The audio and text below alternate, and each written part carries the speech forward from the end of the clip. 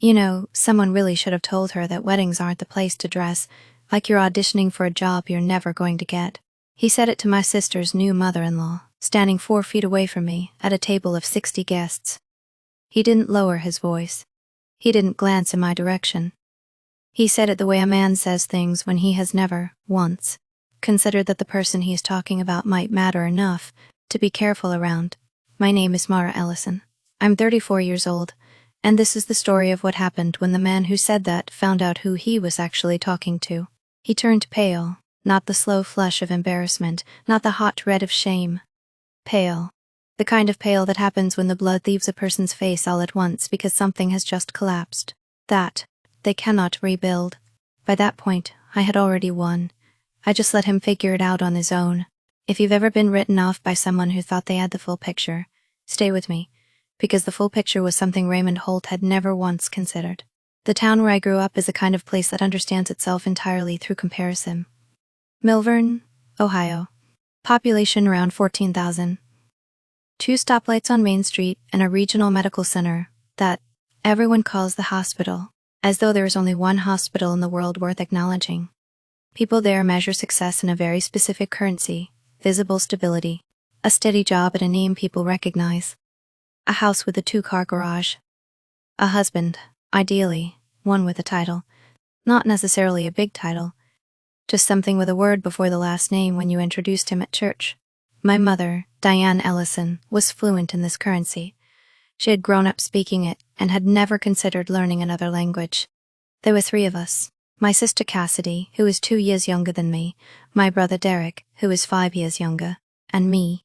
We grew up in a 4-bedroom colonial on Penwood Drive with a front porch that my mother kept immaculate, and a polk backyard that my father, Tom Ellison, used to mow in perfectly straight diagonal lines every Saturday morning, until the summer I turned 12, when he died of a cardiac event on a Tuesday afternoon, while sitting at his desk at the county assessor's office. After that, the diagonal lines disappeared. Derek did the mowing. The lines were never as straight. My father had been the kind of man who was quietly exceptional at things that other people never noticed. He managed the family finances with the precision of someone trained for it, which he had been, briefly. Before he took the county job for the stability and benefits, he read financial journals the way other men read sports pages. He had opinions about compounding intervals and municipal bond yields that he shared with no one, because no one in Milvern would have wanted to hear them. He shared them with me. I was 10 the first time he sat me down at the kitchen table on a Sunday afternoon with a yellow legal pad and explained the concept of capital allocation. I didn't understand all of it, but I understood enough. I understood that money was a language, and that people who spoke it fluently moved through the world differently than people who did not. My father spoke it like a native. He just never had the stage to use it. When he died, he left behind $187,000 in savings and investment accounts that my mother did not know existed. She found out through the estate attorney, a man named Harold Fitch, who drove in from Columbus and sat at our dining room table and explained the accounts one by one, with the careful patience of someone delivering complicated news to a person who has just realized they did not fully know their spouse. My mother was not ungrateful. She was disoriented. And then, almost immediately, she was very focused on what the $187,000 meant in terms of visible stability. It meant the house could be paid off.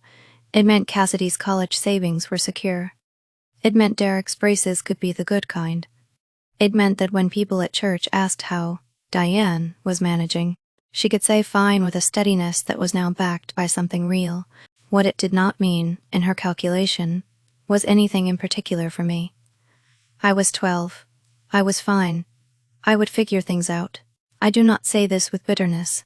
I say it because it is accurate, and because accuracy is the foundation of everything that comes later. The hierarchy in our house was not cruel. It was not constructed out of malice. It was constructed out of the particular kind of mother love that attaches itself to visible success and then mistakes that attachment for fairness. Cassidy was the beautiful one. She had my mother's coloring, dark hair, pale skin, the kind of face that people described as striking, and she had learned very young to move through rooms the way my mother moved through rooms, with a practiced awareness of being observed. Derek was the boy, which in Milvern meant something specific. He was the one the family's forward momentum was attached to, in the way that people in small Ohio towns still attach forward momentum to sons. Even in the early 2000s, I was the smart one.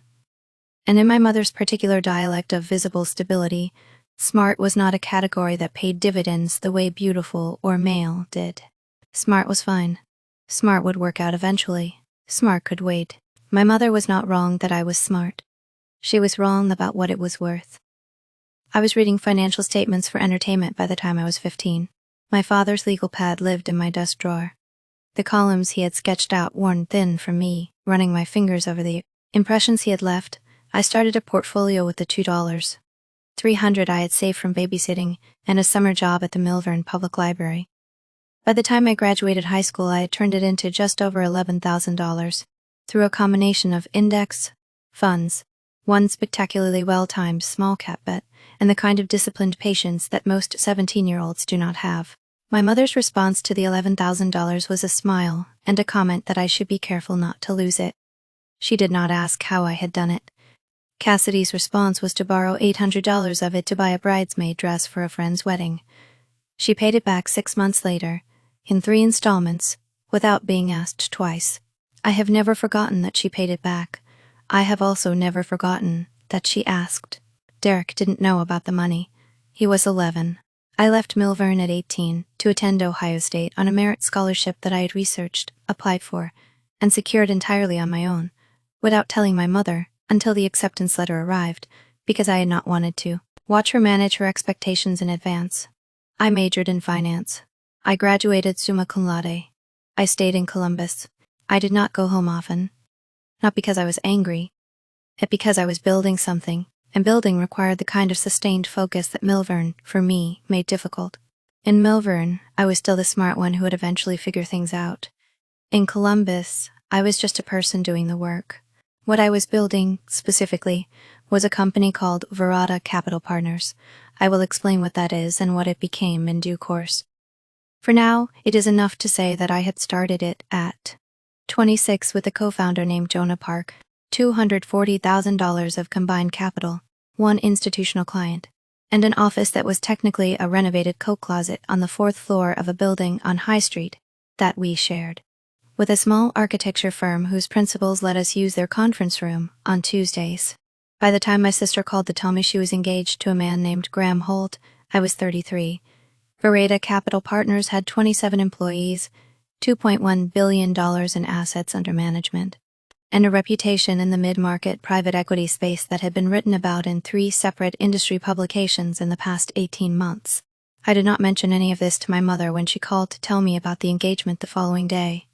She called to tell me that the wedding would be in June, that it would be at the Ashfield Country Club, and that the Holts were a very prominent family. She said this the way she said things when she wanted me to understand the stakes of a situation. I understood the stakes. I just understood them differently than she did. I want to be precise about what happened before the wedding, because the wedding was not the beginning. The wedding was the crystallization of something that had been accumulating for a long time. And if you only see the crystallization without the accumulation, the shape of the thing is wrong. The first time I met Raymond Holt was at the engagement party, which was held in November at the Holt's home in Worthington, a suburb of Columbus that understands itself, not unlike Milvern, through the particular currency of visible stability, but at a significantly higher denomination. The house was a 6-bedroom federal style, on a double lot with a 3-car garage and a landscaped approach that had been designed by someone whose name you would recognize if you followed Columbus society pages. I had driven that directly from the office. I was wearing a charcoal blazer over a cream blouse and dark trousers. I looked exactly like what I was. A person who had come from a meeting and gone directly to a family event without stopping to change, which was not a fashion choice but a scheduling reality. Raymond Holt was standing at the entrance to the great room when I arrived, positioned in the way that hosts position themselves when they want to be seen as hosts. He was 61, broad-shouldered, with silver hair that had been styled with the kind of effort that wants to look effortless. He was wearing a blazer over an open-collar shirt, and he was holding a glass of bourbon, and he was smiling with the smile of a man who is very comfortable in his own home, and would like everyone to know it. My mother introduced me. This is Mara, Cassidy's older sister.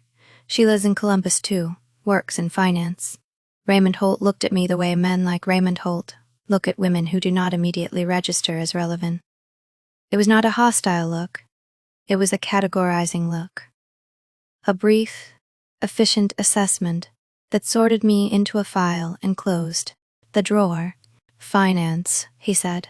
What firm? I run my own, I said. He nodded in the way people nod when they want to move on from a conversation without appearing to move on from a conversation. Wonderful, he said. And then he turned to the man standing beside him and resumed a sentence I had apparently interrupted. I noted it. I did not react to it. I went to find the bar. The second occasion was Christmas dinner at my mother's house in Melbourne, which the Holts attended, because Graham had suggested it as a gesture of inclusion, and Cassidy had agreed, because she wanted everyone to get along, and my mother had spent 3 days preparing a meal that she described to me on the phone the week before as really quite a production. Raymond and his wife Patricia arrived in a black Escalade and spent the first 20 minutes making the kinds of appreciative comments about my mother's home that contain, if you listen for it, a very specific register of condescension, the register that says, "This is charming for what it is." I was sitting at the dining room table with a glass of sparkling water when Raymond settled into the chair across from me and picked up the conversation about business that we had apparently been having, in his mind, continuously since the engagement party. "So you said you run your own firm," he said. "What kind of accounts?" "We focus on mid-market private equity," I said. "Growth, capital, some buyouts." He tilted his head, the tilt of a man who has decided something and is now performing open-mindedness. "How long have you been at it?" 7 years. "And is profitable?" The word profitable landed with a small emphasis. "The kind that means, I don't want to be rude, but I need to establish whether this is a real thing or a thing that women say to sound impressive at family dinners." "Yes," I said. He took a sip of the wine my mother had opened, specifically because she had been told it was a good bottle. "You know, my son-in-law, well, soon to be, he's been talking about possibly branching out. He's in commercial real estate now. Very successful. I keep telling him, stick with what you know. You start chasing growth capital at our age, it's a young person's game. I was 33, Graham was 31, Raymond was 61. The our age was doing a lot of work in that sentence. Growth capital is very much a young person's game. I agreed, pleasantly, and watched him decide that I had agreed with him. He moved on to talk to Derek, who had driven up from Milburn, and who Raymond spent the rest of dinner speaking to with an enthusiasm and directness that was, in contrast to our exchange, quite striking. Derek was 29 and worked in HVAC sales. Raymond asked him 4 questions about his industry, his territory, his commission structure, and his 5-year plan. He asked them with genuine curiosity. He retained the answers and referenced them later in the meal. Derek is a good person and deserves to be asked thoughtful questions. I am not resentful that Raymond asked them. I am simply noting what the data showed. That was the second time I noted something. I still did not react. The third occasion was a bridal shower in April, held at Patricia Holt's tennis club. I arrived on time. I was the only guest there who had come from a board meeting. I had taken a red-eye back from San Francisco 2 days earlier, and had a 7 a.m. call that morning with our largest institutional limited partner, a sovereign wealth fund based in Singapore, whose representative had 17 questions about our Q1 deployment pace. And I had answered all 17 before getting in my car to drive to Patricia Holt's tennis club to eat cucumber sandwiches and watch my sister open gifts. Raymond was not at the shower, of course, but Patricia was. And Patricia Holt was a woman who had absorbed her husband's sense of social architecture so completely that she deployed it instinctively, without needing him present to cue it. She sat beside me during the gift opening and asked me, with genuine warmth, whether I was seeing anyone. I said I was not. Currently. I had been in a relationship for 2 years that had ended the previous fall, amicably, because the person involved, a very good man named Elliot, had wanted to live in Portland, and I had wanted to continue building what I was building in Columbus, and neither of us had been wrong about what we wanted. Patricia made a small sound of sympathy and said, "You know, it's so hard for women in business. The men always feel threatened." I said that I thought that was probably true in some cases. She said, "You should meet Raymond's associate's son. He's an architect. Very eligible. I always think for a woman who's very independent, An artistic type is better. Less competition. She smiled when she said it, the smile of someone delivering a gift. I smiled back. I did not say anything, but I will tell you what I thought. Sitting in that chair at Patricia Holt's tennis club while my sister opened a blender and a set of linen napkins and a Le Creuset Dutch oven in the color called fig, I thought about the Q1 call I had just completed, and the 17 questions, and the fact that the sovereign wealth fund we were discussing had just committed to a follow-on investment of $47 million into our second fund. Because our returns on fund, I had exceeded the benchmark by 340 basis points. And I thought that I would not be meeting the architect. I drove back to Columbus and got on another call. The fourth occasion was the rehearsal dinner, the night before the wedding, at a private dining room at the Ashfield Country Club. 42 people, a 3-course meal, an open bar, Raymond Holt at one end of the room being the host of everything and everyone understanding this without being told. I was seated between my mother and a college friend of Graham's named Marcus, who was very cheerful, and talked exclusively about a kitchen renovation he was undertaking in his condo in Cincinnati, which I found genuinely restful. I had been listening to Marcus's kitchen renovation for approximately 20 minutes when Raymond tapped his glass and stood to give the first toast. It was a good toast. Technically, it covered all the required ground. How proud he was of Graham. How delighted he was to welcome Cassidy into the family. How beautiful she was. How well matched they were. He mentioned Graham's accomplishments in some detail. The commercial real estate portfolio, the company he had started at 27, the building he had recently acquired in the Short North neighborhood of Columbus. He mentioned Cassidy's warmth and grace. He mentioned my mother's strength and elegance. He did not mention me. I was 33 years old and the older sister of the bride, and I had driven 45 minutes to sit in this room, and he looked at the table where I was sitting. Twice during the toast, and both times moved his gaze past me, to my mother, and then he sat down and the room applauded. It was not a wound, exactly. It was a data point. And by the rehearsal dinner, I had enough data points to see the pattern clearly. Raymond Holt had decided, at the engagement party, what category I belonged in. He had filed me away. Every interaction since had simply confirmed the filing. I was Cassidy's older sister from Milvern who worked in finance, which in his taxonomy meant something like a bookkeeper, or a financial advisor, who worked with individual accounts and probably drove a mid-range sedan and had a retirement account. She was moderately proud of. He had filed me and he had closed the drawer, and at no point had it occurred to him to reopen it. After the rehearsal dinner, when people were standing around the entrance of the club saying their goodbyes, Raymond walked past me without acknowledgement, not rudely, just with the complete unremarkable blindness of a man to whom I was not a thing requiring acknowledgement, and stopped to clap Graham on the shoulder and say something that made Graham laugh. And then he and Patricia got into the Escalade and drove away.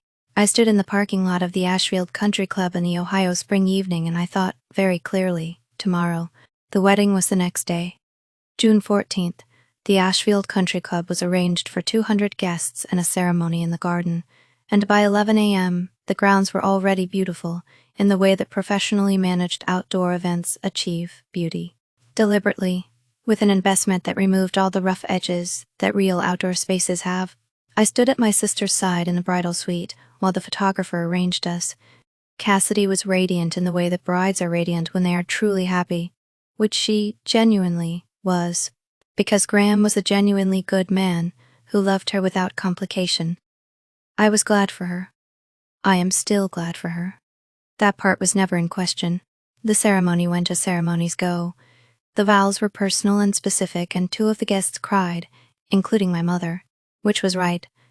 At the reception, during cocktail hour, Raymond Holt crossed the terrace with a bourbon in his hand and stopped near the high-top table where I was standing with 2 of Cassidy's college friends. He was talking to Patricia and to Graham's uncle, a man named Fred who ran a chain of auto dealerships in central Ohio, and the conversation was loud and comfortable and carried the particular ease of people who have been at many events, like this one, who know how to work a cocktail hour. I was standing 4 feet away. He did not turn to include me. He did not acknowledge me.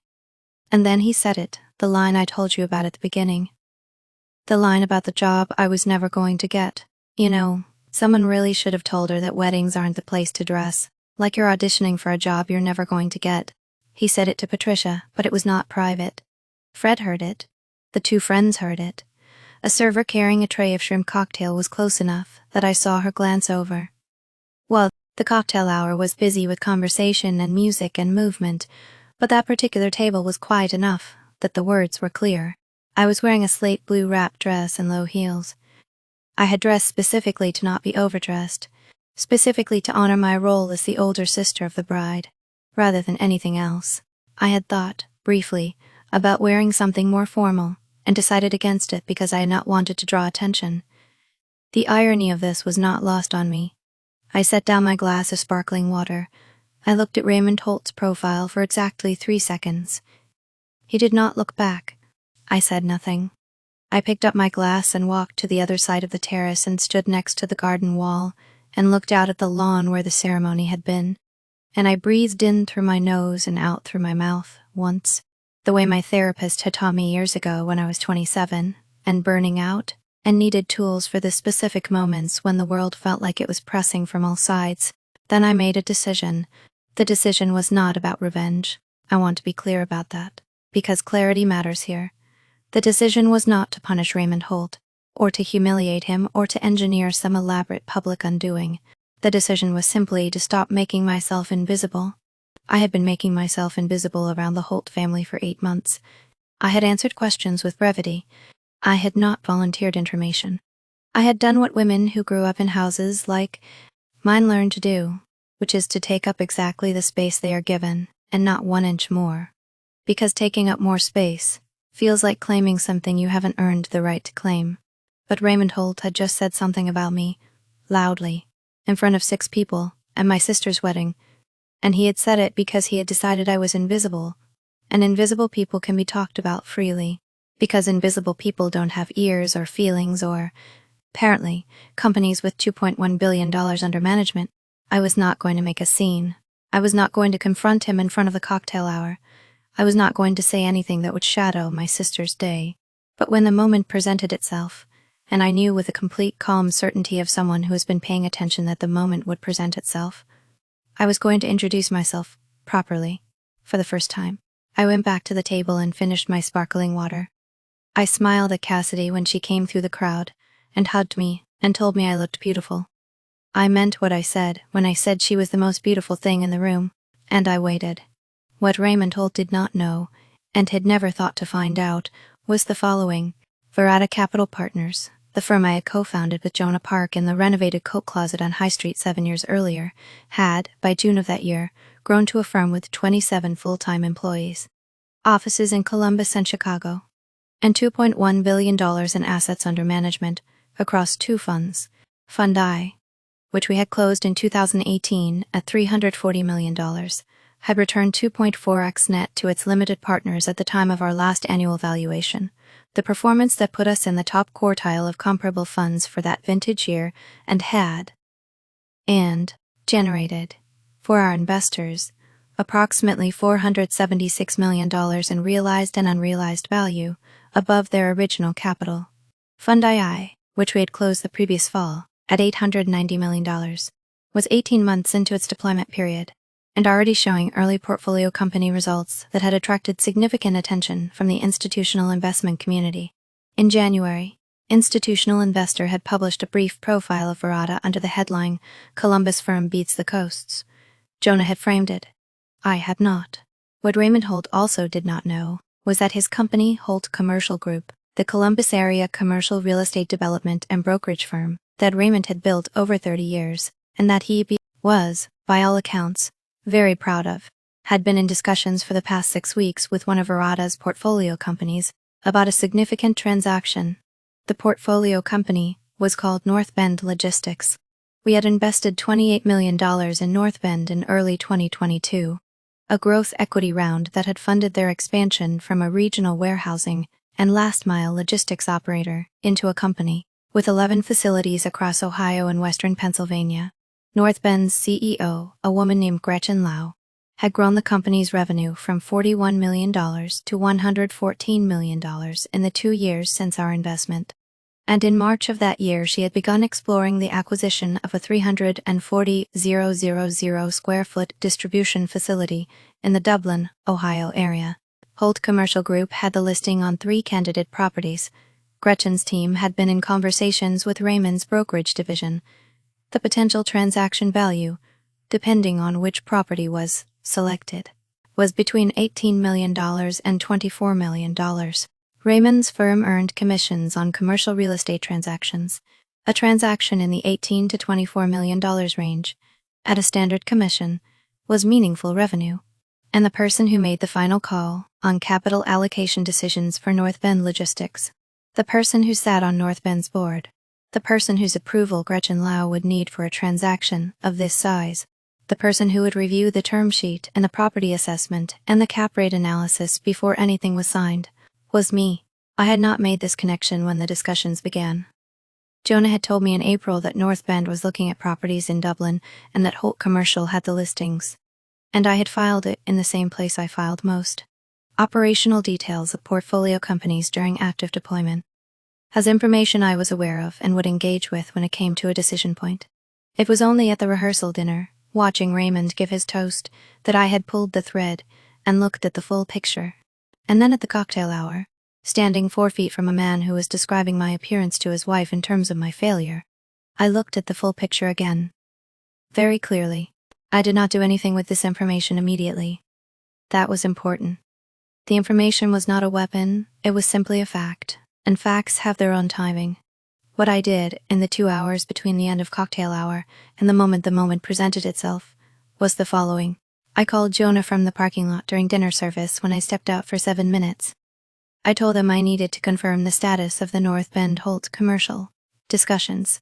He told me that Gretchen's team had narrowed to 2 properties, both Holt listings, and that the LOI, the letter of intent, was expected to go to the North Bend board for a preliminary approval vote within the next 3 weeks. He asked if there was an issue. I said no, I just wanted the timeline confirmed. He said good, because the deal looked clean and Gretchen was excited about the Dublin market. I thanked him and went back inside. I also, during this same window, thought through what I was going to say when I introduced myself to Raymond Holt. I had 3 versions. The first was the version that contained everything. The fund size, the North Bend connection, the LOI timeline, all delivered in one composed paragraph. The second was the version that contained nothing except my full name and title, and the name of the firm, delivered as a simple introduction that would require him to do the connecting himself. The third was a version that contained only a question. I decided on the second version. It was cleaner. It respected the moment and the occasion, and it gave him exactly as much information as he needed to understand everything. I rehearsed it once. In my head, on the way back to the table, I did not need to rehearse it again. The moment arrived approximately 40 minutes later, during the transition between dinner service and the dancing portion of the reception. The DJ was setting up. Guests were moving around the room. The formal seating arrangement had dissolved into the looser social geometry of a party that has moved past its structured portions and is now simply happening. Raymond Holt was standing near the bar with Graham's Uncle Fred and 2 other men I recognized from the rehearsal dinner. One was a developer named Carl Whitmore, and the other was Raymond's attorney, whose name I later learned was Bob Prescott. They were the kind of foursome that forms at these events, men of a certain age and a certain professional standing who have gravitated toward each other because they speak the same dialect, which is the dialect of deals and development, and the particular Columbus business world they inhabited. My mother was with Patricia near the cake. Cassidy and Graham were on the dance floor for the first dance. The room's attention was divided. I walked to the bar. I ordered a club soda. I took the club soda and I turned and I looked at Raymond Holt and I said calmly, Raymond, I don't think we've been formally introduced. I'm Mara Ellison, Cassidy's sister. He turned from the group and looked at me with the expression of a man performing courtesy for a family member of his son's wife. Pleasant, present, categorically distant. Of course, he said. Good to see you. I realize I've never told you what I actually do, I said. I'm the managing partner and co-founder of Vereda Capital Partners. We're a private equity firm here in Columbus. Mid-market growth equity, primarily. We currently have about $2.1 billion under management. The shift was not immediate. There's always a processing delay when information arrives that is incompatible with an existing filing system. And Raymond Holt's filing system was quite robust, and had been built over 61 years and was not designed for rapid updates. He blinked once. Carl Whitmore, who was, I learned later, a developer who had been trying to get a meeting with Verada for the better part of a year through a mutual contact at a Columbus real estate network, said, slowly, "I'm sorry. Did you say Verada Capital?" "Yes," I said. Carl Whitmore said, "The Verada that ran the North Bend deal." "Yes," I said. "I lead the investment committee." There was a beat of silence at the bar. Fred had stopped talking about whatever he had been talking about. Bob Prescott had set down his drink. And then I watched it happen to Raymond Holt's face. It was not a sudden thing. It was a slow thing, which is somehow more precise. The color did not drain all at once. It receded, the way water recedes from a shoreline, when something changes below the wall surface, and what was left was a face that had lost the confident architecture of a man who knows where he stands, and had not yet rebuilt it into anything else. He said, "You're Verada Capital." "Yes," I said. "I believe your team has been working with Gretchen Lau's people on a few Dublin properties." "The North Bend acquisition." He said nothing. He was doing arithmetic.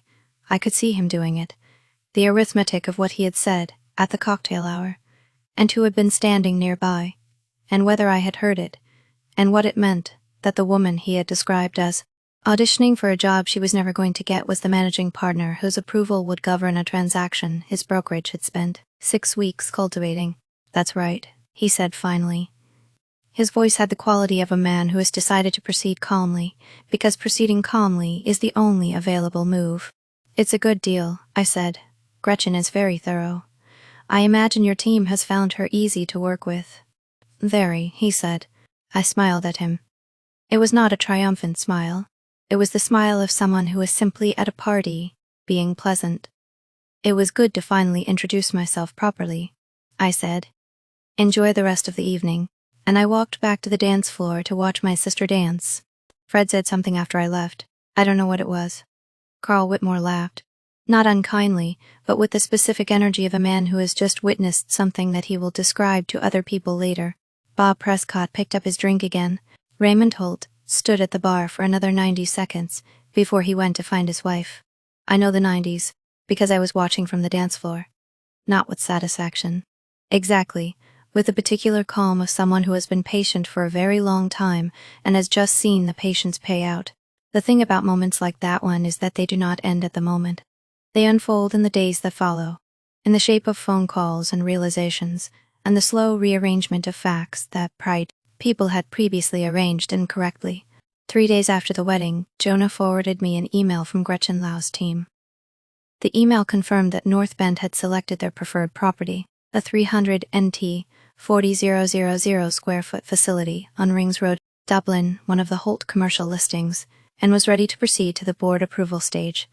The preliminary transaction value was $22.4 million.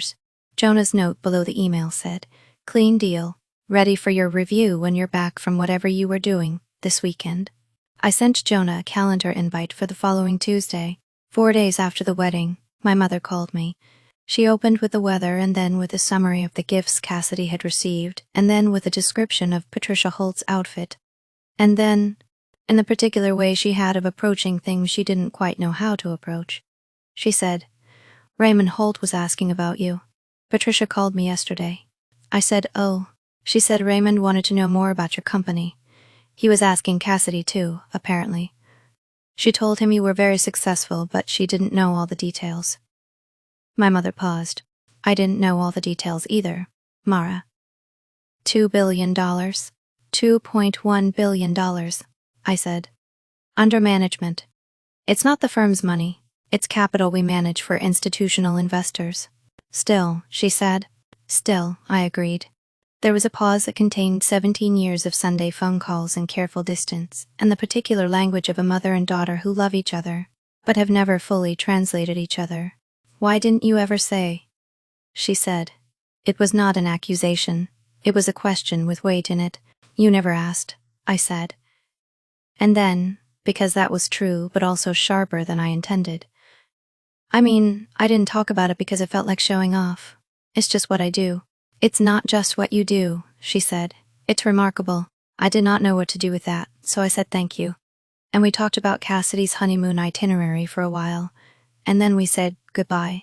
It was one of the more honest phone calls we had had in years. I thought about it for a long time afterward. 5 days after the wedding, I received a call from Bob Prescott, Raymond Holt's attorney.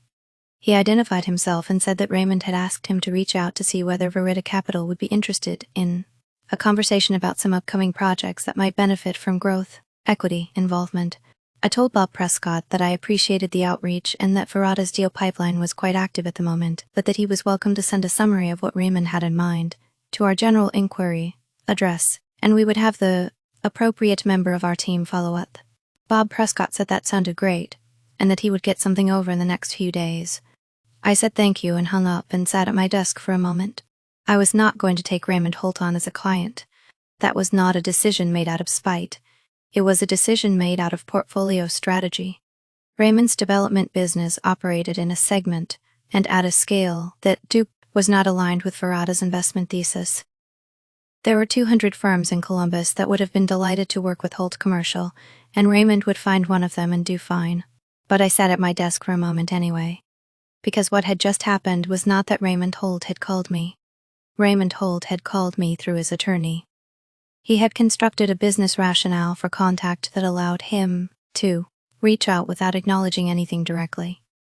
It was, in its way, elegant. It was the move of a man who understood that he had made an error and needed to correct it, but could not quite bring himself to correct it directly. I understood the move. I had grown up watching people make it. My mother made it. People in Milvern made it all the time. The sideways approach to acknowledgement, the reaching out that doesn't quite call itself reaching out. It is not courage, but it is not nothing. I did not call Raymond back. Jonah's team sent a polite follow-up to the general inquiry, addressed 2 weeks later. The North Bend Holt commercial transaction closed 61 days after the wedding, at $22.4 million, with standard commission terms. Gretchen Lau sent me a bottle of wine. Raymond Holt sent Gretchen's team a thank you note that his assistant probably drafted. I approved the transaction because it was the right transaction for North Bend, which was the only relevant variable.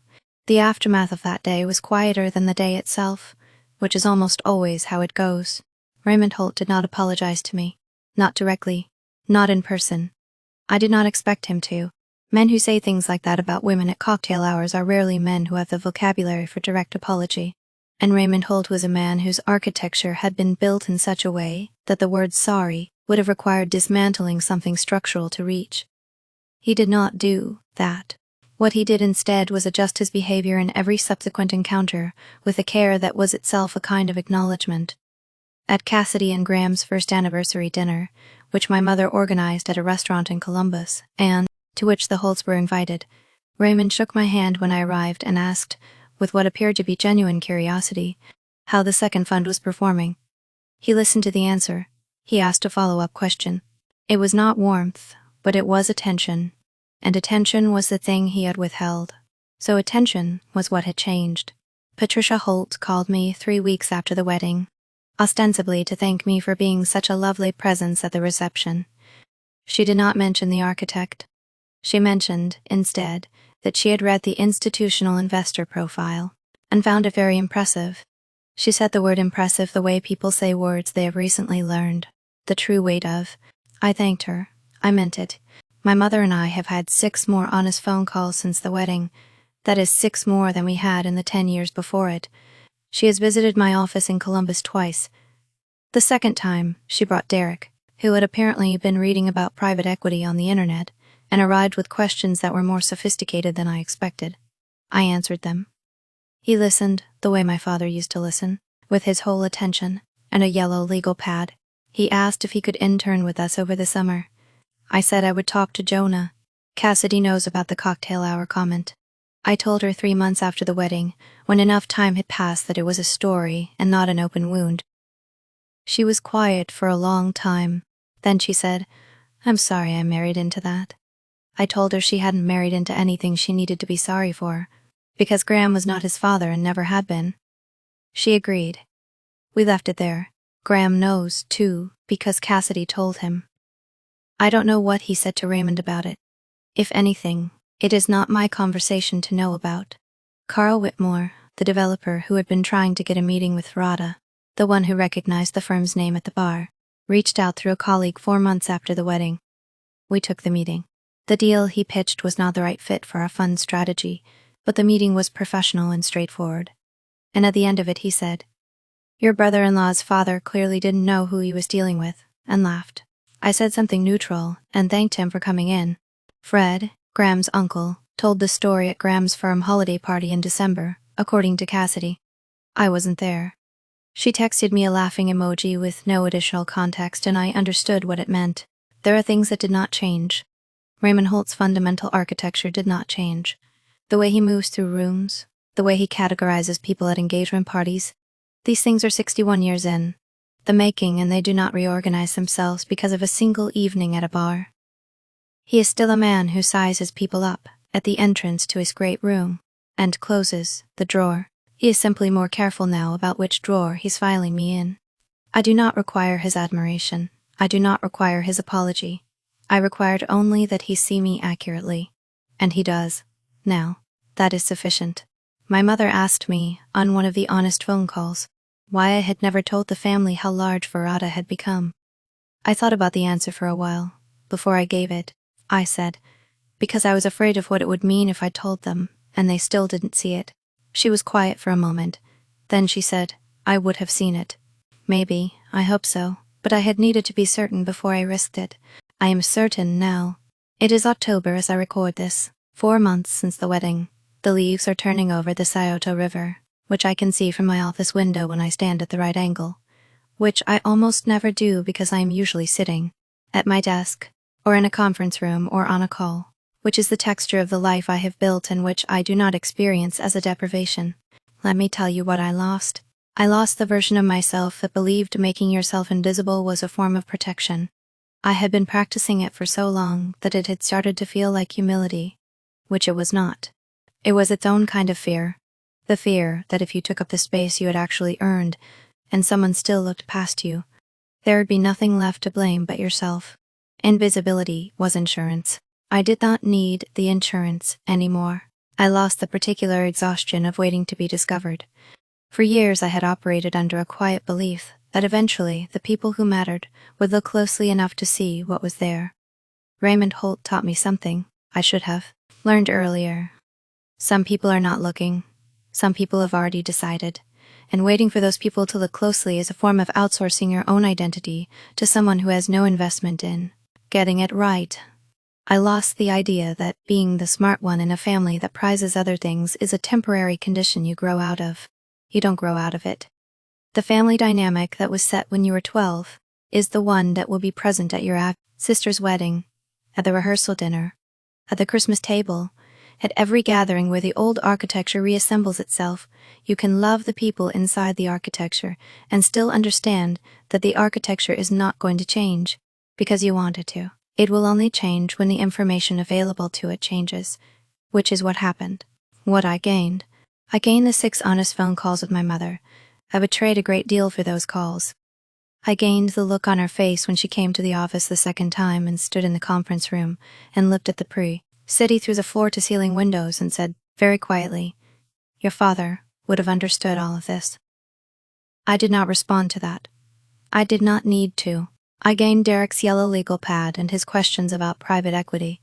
Whatever he becomes, he will become it, with his whole attention on it, the way our father paid attention to things. That is worth something.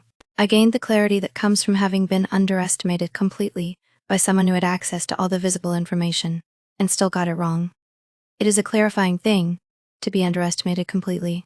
It shows you the limits of the assessor, not the limits of the assessed.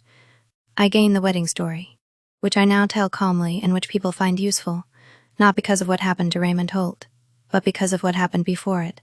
The 8 months of noting things and not reacting, the decision in the parking lot, the choice to introduce myself properly at the right moment rather than the wrong one, the understanding that being seen accurately is not a thing another person gives you. It is a thing you make possible by continuing to be what you are, precisely until the information becomes undeniable.